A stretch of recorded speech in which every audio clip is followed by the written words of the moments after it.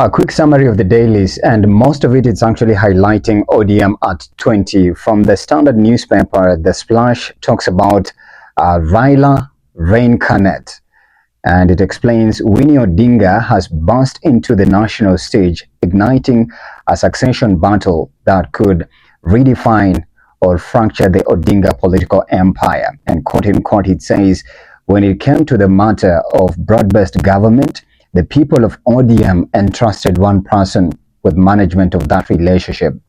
That person was Baba, Raila Amolo Odinga. That relationship is complicated, Winnie Odinga. And those are Winnie Odinga's sentiments during the ODM at 20 celebrations that have been some sort of like a grueling tour in different parts of the country, specifically now the major one that happened in Mombasa, and then the final gala at Serova Whitesons. That's on the Standard. But there's an interesting one as well on the Standard Health and Science. It talks about Odinga's Ayurvedic journey. Raila Odinga's decision to seek treatment at an Ayurvedic facility in India has triggered fresh scrutiny of the ancient practice and the trust the family placed in it. By the way, Ayurvedic treatment it's an Indian holistic wellness approach that entails tapping into spirituality, physical and spiritual well-being. So it's something that the Odinga's family has been interested in a lot. And even you vividly remember Raila Odinga gave up the ghost, literally passed on when he was receiving treatment in India. On the Daily Nation, the splash says, the war within.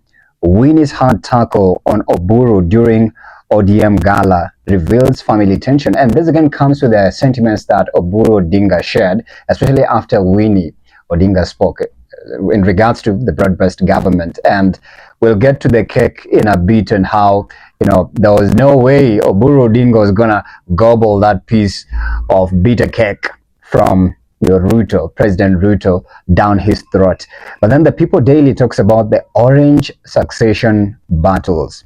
And then you can see right there, there's photos of the Asan Johos and the rest who have been vehemently supporting ODM party. So what it looks like is like there's some sort of like an impending or a looming political ODM fallout, or the party could be on its last shadows.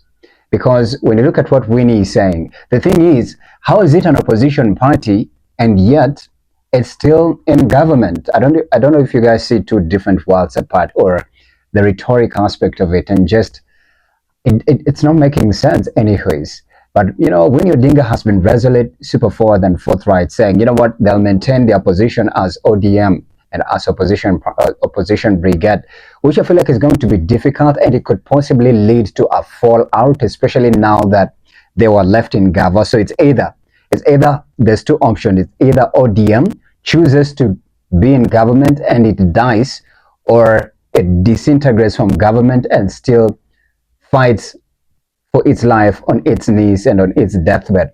That's what I believe, how it could possibly maybe be vindicated as an opposition party.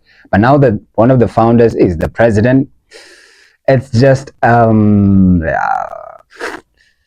opposition, just in Gaver, broad-based. But anyways, we'll get to that in just a bit. What was the story that caught your attention from any of the dailies? Please let me know.